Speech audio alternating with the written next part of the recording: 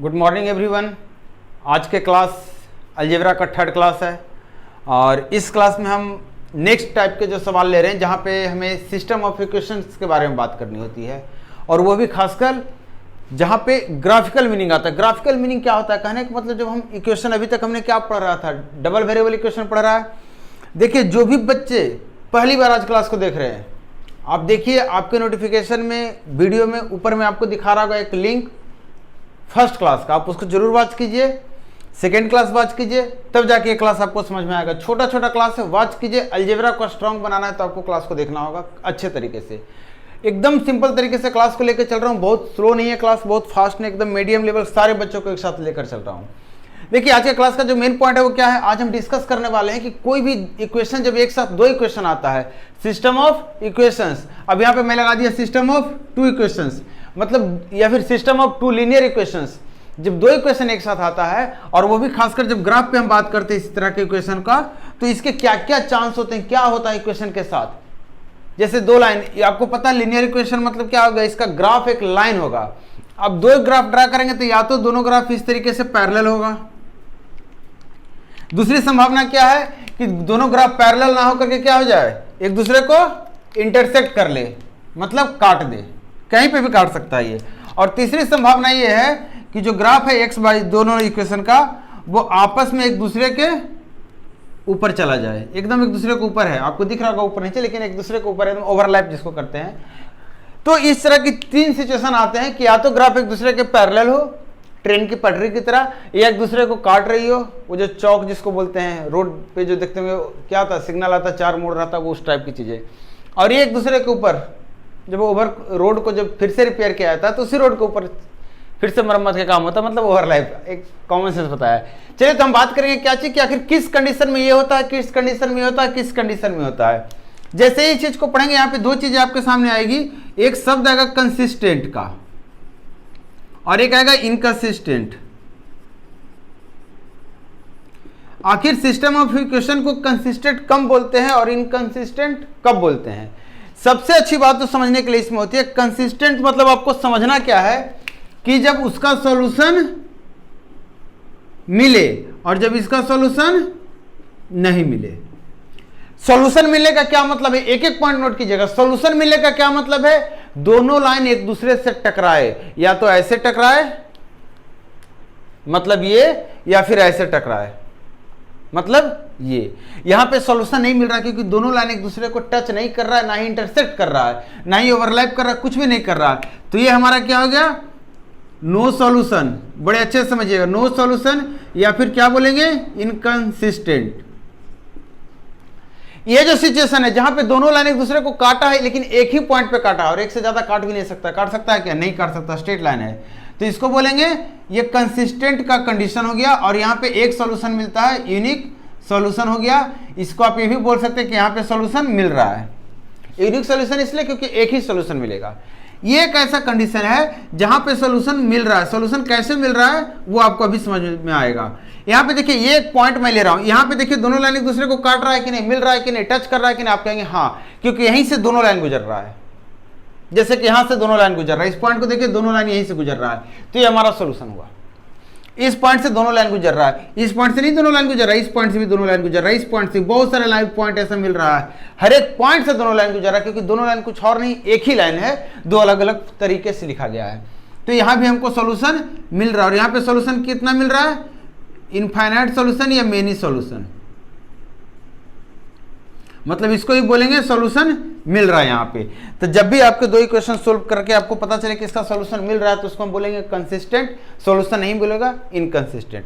अब बात कर रहे हैं, आपने नोटिस करा होगा मैंने जो बताया तरीका कि यहाँ दोनों इक्वेशन को सोल्व करने पे एक पॉइंट मिलेगा और इसी पॉइंट को पॉइंट ऑफ इंटरसेक्शन भी बोलते हैं, जहां पे एक दूसरे को काट रहा है। मतलब कभी भी सवाल ये ना बोलकर कि इसका एक यूनिक सोल्यूशन है, इस कंसिस्टेंट इक्वेशन है या फिर इसका सॉल्यूशन मिलेगा, आपसे ये भी बोल सकता है, दो इक्वेशन देकर बोलेगा कि पॉइंट ऑफ इंटरसेक्शन निकालिए, मतलब दोनों इक्वेशन को आपको जिस पॉइंट से पास कर रहा है दोनों इक्वेशन, उस पॉइंट का नाम निकालना है या फिर उस पॉइंट का वैल्यू निकालना है एक्स और वाई में। और आपको एक बात बता दूं, कभी भी पॉइंट ऑफ इंटरसेक्शन होता क्या है, इस बात को बड़े अच्छे से समझिएगा। पॉइंट ऑफ इंटरसेक्शन किसी भी दो इक्वेशन का, पॉइंट ऑफ इंटरसेक्शन किसी भी दो इक्वेशन का क्या होता है, तो जब दोनों इक्वेशन को हम सोल्व करते हैं, जो कि लास्ट क्लास में आपने देखा था, दोनों इक्वेशन को जो सोल्व करते हैं, उस दोनों इक्वेशन को सोल्व करने पे जो x और y की वैल्यू आता है उसी को हम बोलते हैं सॉल्यूशन या फिर point of intersection. Next step पे पहुंच रहे हैं, थोड़ा सा कॉन्सेप्ट है, थोड़ा सा थ्योरी टाइप की चीजें हैं, इसको समझ लीजिए, फिर सवाल पे जब अप्लाई करेंगे तो आपको बहुत ही आसान तरीके से बनेगा। मैं जो चीजें देता हूं वो बिल्कुल ही मतलब क्लियर देता हूं, ताकि आपको किसी भी तरह का कोई मन में कंफ्यूजन ना हो। कंफ्यूजन है, आपके पास ऑप्शन है, कमेंट कीजिए, पूछिए और क्लियर कीजिए। कंफ्यूजन नहीं होना चाहिए, वो कहते हैं ना मन में शक नहीं होना चाहिए, तो बहुत कुछ हो जाता है। क्यों? अब देखिए, आपको मैंने बताया कि ये चलिए हमारा ये जो लाइन खींच रहा था ये एक्स एक्सिस था हमारा, वहाँ पे नाम नहीं लिखा था, यहाँ नाम लिख रहा हूँ, ये वाई एक्सिस है। एक ये ओरिजिन इसको बोलते हैं, और ओरिजिन के दाहिने साइड प्लस में होता है वैल्यू, ओरिजिन के बाएं साइड माइनस में होता है वैल्यू। अब ये एक्स प्लस एक्स माइनस नहीं, ये सिर्फ बता रहा हूँ कि ओरिजिन के दाहिने साइड वैल्यू धीरे धीरे बढ़ती है, ओरिजिन के लेफ्ट साइड धीरे धीरे घटती है, ओरिजिन के ऊपर धीरे धीरे बढ़ती है, ओरिजिन के नीचे धीरे धीरे घटती है। क्लियर है? चलिए अब देखिए एक बार इक्वेशन को नजर से देखिए, हमने बताया था आपको ए एक्स प्लस बी वाई बराबर सी या प्लस सी बराबर 0, कुछ भी रखिए, कोई दिक्कत नहीं है। अब इस इक्वेशन का आपको याद होगा एक शब्द आता है स्लोप, जिसको हम m से दर्शाते हैं। स्लोप होता क्या है? तो स्लोप ये होता है कि कोई भी एक लाइन जो ड्रा किया गया है, ये एक लाइन है, ये एक्स एक्सिस के साथ कितना एंगल बनाता है, इस एंगल का tan वैल्यू जो होता है उसको क्या बोलते हैं? स्लोप बोलते हैं। उसको क्या बोलते हैं? स्लोप। और इसको किस चीज से दर्शाते हैं? m से।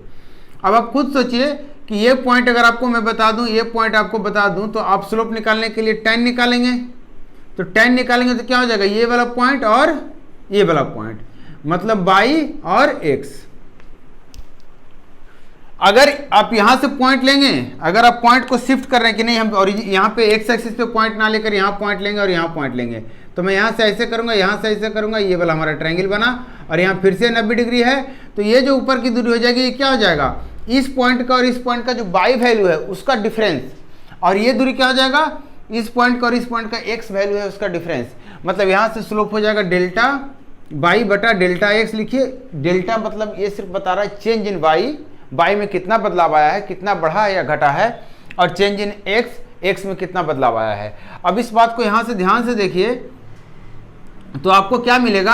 आप इक्वेशन को रीराइट कीजिए, तो x को उधर लेके जाएंगे तो माइनस से x हो जाएगा, c हमारा उधर है, 20 से डिवाइड कर देंगे तो हमारा ये हो जाएगा और ये हो जाएगा। इसी को बोलते हैं स्लोप। ठीक है, इसको बोलते हैं स्लोप। और इसको क्या बोलते हैं? By intercept. बाई एक्सिस पे लाइन जाकर कहां काटा है, इसको स्लोप क्यों बोल रहे हैं? क्योंकि लाइन का इक्वेशन के लिए आपको लाइन एक्स एक्सिस के साथ कितना झुका ये पता होना चाहिए, और साथ में कोई एक पॉइंट, जिसको इस पॉइंट का अगर पता है तो ये पॉइंट होना चाहिए। आपने पढ़ा होगा स्लोप इंटरसेप्ट फॉर्म, वो यही होता है, Y equal to M X plus B या Y equal to M X plus C और भी कुछ नहीं है। ये क्या है हमारा? ये दूरी है जिसको बाई इंटरसेप्ट बोलते हैं, और m क्या होता है? स्लोप होता है। इसको क्या बोलते हैं? m बोलते हैं। ये स्लोप ही डिसाइड करता है कि एक्स एक्सिस के साथ कितना झुका हुआ है। आगे बढ़ते हैं थोड़ा सा, और यहां पे फिर से इस बात को समझते हैं कि अगर एक लाइन इस तरह की है, अगर एक लाइन इस तरह की है जो एक्स एक्सिस के साथ थीटा एंगल बना रही है, अब एक कोई और दूसरी लाइन ऐसी बताइए जो एक्स एक्सिस के साथ थीटा एंगल बना रही है, तो आप कहेंगे सर वो लाइन इसके पैरेलल होगी। वो लाइन क्या होगी? इसके पैरेलल होगी। यही एंगल होगा जो थीटा, और यही एंगल होगा जो थीटा होगा। होगा कि नहीं होगा? तो दो लाइन पैरेलल होगा, मतलब ये वाला चीज स्लोप सेम होगा। स्लोप सेम होगा ना।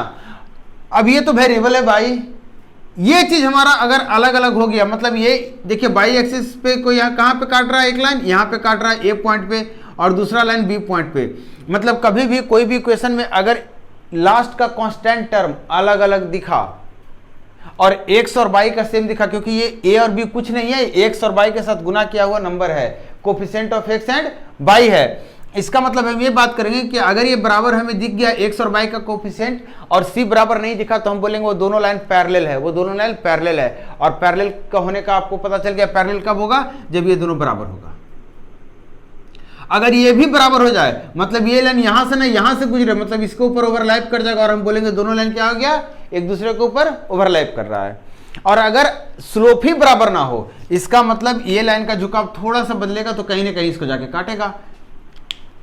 मतलब जो आप फॉर्मूला अभी तक रटते आए थे वो फॉर्मूला आपको रटने की जरूरत नहीं है, कुछ भी नहीं करना है। अब हम सवाल पे देखते हैं इसको कैसे अप्लाई करते हैं। आपको अभी मैंने बताया x और y का साथ जो नंबर मल्टीप्लाई किया हुआ है यही बताएगा हमें कि क्या है स्लोप, और कोई दोनों जो लाइन है वो पैरेलल है कि नहीं है, और पैरेलल है तो एक दूसरे को कॉन्साइड कर रहा है, मतलब ओवरलैप कर रहा है कि नहीं कर रहा है, या फिर इंटरसेक्ट कर रहा है। देखिए सवाल नंबर फर्स्ट ले रहा हूं, पूछा हुआ है सवाल सब उठा रहा हूं। कह रहा है कि जो सिस्टम ऑफ इक्वेशन है 2x plus 4y, 2x plus 4y बराबर 6 और 4x प्लस 8y बराबर 8। पूछ रहा है ये क्या है, कंसिस्टेंट है कि इनकंसिस्टेंट है, यही आपसे पूछ रहा है। बोल रहा है अगर कंसिस्टेंट है तो कितना सॉल्यूशन है, यूनिक सॉल्यूशन मतलब एक सॉल्यूशन है, एक सॉल्यूशन मतलब इंटरसेक्ट कर रहा लाइन, इनफाइनाइट मेनी सॉल्यूशन है मतलब एक दूसरे के ऊपर ओवरलैप कर रहा है। इनकंसिस्टेंट करने का मतलब पैरेलल है। तो आप मुझे बताइए अगर इसको 2 से हम गुना कर दे रहे तो ये 4x हो जाएगा, 2 से गुना कर देंगे 8y हो जाएगा, और ये 12 हो जाएगा। देखिए ध्यान से आपको रटना है फॉर्मूला मैं नहीं देता हूं। यहाँ भी 4, यहाँ भी 4, यहाँ भी 8, यहाँ भी 8, दोनों का x y सेम है, मतलब दोनों का स्लोप सेम है। अब बाई इंटरसेप्ट दोनों का सेम है नहीं है, मतलब दोनों का झुकाव सेम रहेगा लेकिन दोनों अलग अलग पॉइंट से गुजरेगा। मतलब इस तरह का सिचुएशन आएगा, दोनों लाइन हो गया पैरेलल। पैरेलल होने का मतलब क्या हो गया, नो सॉल्यूशन, इनकंसिस्टेंट।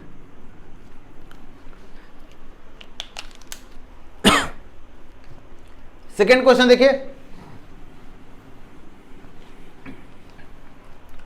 कह रहा था pair of linear equation kx plus 3y plus 1 बराबर 0, और फिर बोल रहा है 2x प्लस y प्लस 3 बराबर 0 इंटरसेक्ट करेगा एक दूसरे को। कब इंटरसेक्ट करेगा, तो आप कहिएगा सर इंटरसेक्ट करने के लिए तो फिर हमारा स्लोप क्या करना होगा, बराबर नहीं करना होगा। मतलब यहां जो k और मतलब x और y का जो कोफिशिएंट है या तो ऐसे लिखिए और यहां से ऐसे लिखिए 2 और यहां 1, यहां 2 और यहां कितना है, कुछ नहीं मतलब 1 है, ये दोनों बराबर नहीं होगा। या तो इस फॉर्मेट में लिखिए या फिर लिखिए k/3 x/y लिख दीजिए, नॉट इक्वल टू यहां से भी x/y लिख दीजिए, या फिर y/x कैसे भी लिख दीजिए, रिलेशन सेम रखना, यहां k है यहां k है। और अगर कुछ नहीं समझ में आ रहा है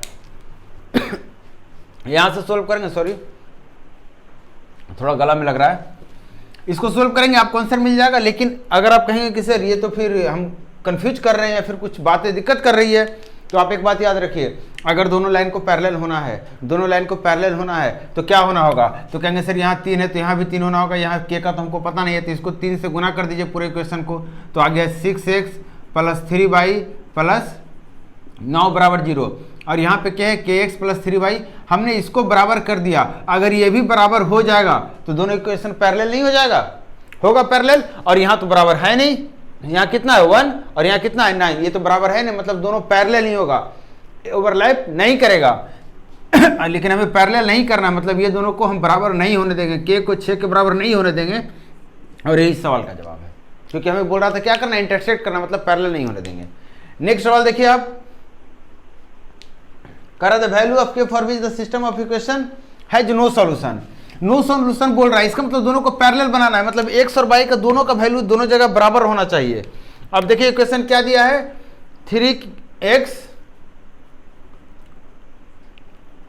माइनस ky माइनस 20 और 6x माइनस 10y प्लस 40, दोनों का वैल्यू कितना है 0 0। अब देखिए इस सवाल में क्या बोल रहा है आपको, सॉल्यूशन नहीं होना चाहिए, हल नहीं होना चाहिए, कोई भी हल नहीं होना चाहिए।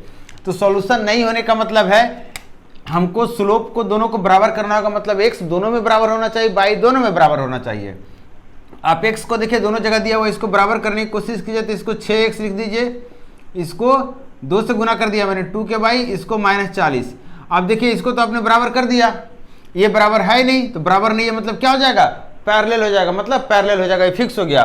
मतलब अगर इसको आपने बराबर कर दिया, मतलब -2k की वैल्यू -10, यहाँ -10, यहाँ -2k, इसका मतलब k की वैल्यू अगर आप 5 रख देते हैं तो आपका दोनों लाइन का स्लोप बराबर हो जाएगा, और ये आखिरी कांस्टेंट है वो बराबर नहीं है, मतलब क्या हो गया, पैरेलल का कंडीशन हो गया। पैरेलल मतलब क्या होता है? नो सॉल्यूशन, हल नहीं है। नेक्स्ट सवाल देखिए, आपका एक सवाल और है। देखिए ये क्वेश्चन कुछ अलग टाइप से का सवाल है और ये सवाल आपसे कह रहा है कि दो इक्वेशन आपके सामने है जो कि मैंने बोर्ड पर लिखा है और आपके सामने क्वेश्चन, आप वहां से पढ़ लीजिए। सवाल कह रहा है कि एक ट्रायंगल का एरिया निकालना है जो एक्स एक्सिस के साथ और ये दोनों लाइन के साथ मिलकर बना है या फिर बनाया गया है। अब किसी भी लाइन का ग्राफ कैसे ड्रा करते हैं, बड़ा आसान तरीका बताता हूं। x को 0 कीजिए, y कितना आया 3, y पे 3 ले लीजिए। आप अंदाजे से 1 2 3 ले लिया मैंने, यहाँ पे 3 है। y को 0 कीजिए, x कितना हो जाएगा 3, यहाँ पे भी ले लीजिए 3, ये पॉइंट हो गया और ये दोनों को ज्वाइन कर दीजिए, हमारा एक लाइन आ गया। क्लियर?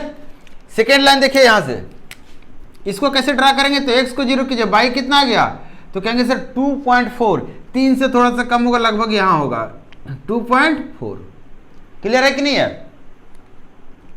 y को 0 कीजिए, x कितना आएगा 6, लगभग यहां आएगा। अंदाजे लेना, आपको बहुत कुछ नहीं परेशानी करना है, दोनों को ज्वाइन कर दीजिए।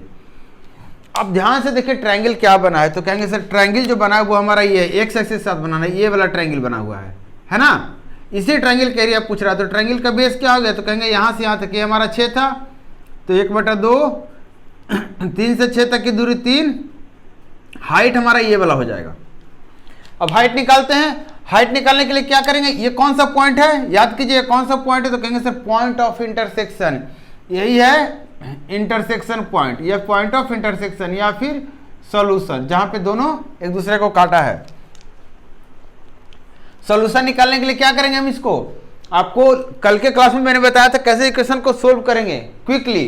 तो आप इसको क्या कीजिए, 2 से गुना कीजिए, इसमें माइनस कीजिए, लिख दे रहा हूं। आप कर सकते हैं, अगर बिना पेन का या फिर दिमाग में कैलकुलेशन कर सकते हैं तो कर लीजिए। मैंने बोला इसको 2 से गुना करके इसमें माइनस करने के लिए, तो 5y में से 2y जाएगा तो कितना बचेगा 3y। देखिए माइनस करके आपको आया 3y, और यहाँ 12 में से डबल करके माइनस करेंगे तो कितना आएगा 6, y की वैल्यू कितनी आ गई 2। और ये दूरी कौन सा होता है, y की ही वैल्यू होती है, ये दूरी कौन सा होता है y की, x की जरूरत नहीं है, हमें x की जरूरत नहीं है। तो हमारा ये हाइट हो गया 2 और 2 2 कैंसिल आउट हो गया और एरिया कितना आ गया 3 स्क्वायर यूनिट।